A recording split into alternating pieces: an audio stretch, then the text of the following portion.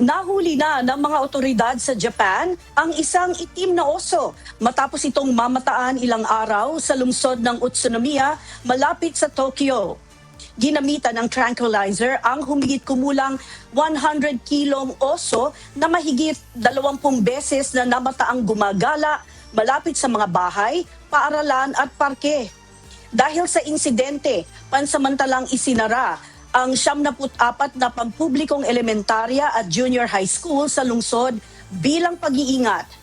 Samantala, pinaghahanap pa rin ng mga otoridad ang isa pang oso sa Fukushima na nakasugat ng 4 na individual at nakaiwas pa sa mga operasyon ng paghuli. Ayon sa mga eksperto, dumarami ang pagpasok ng mga oso sa mga komunidad dahil sa kakulangan ng pagkain sa kagubatan at pagbabago sa kapaligiran na nakaapekto sa kanilang natural na tirahan.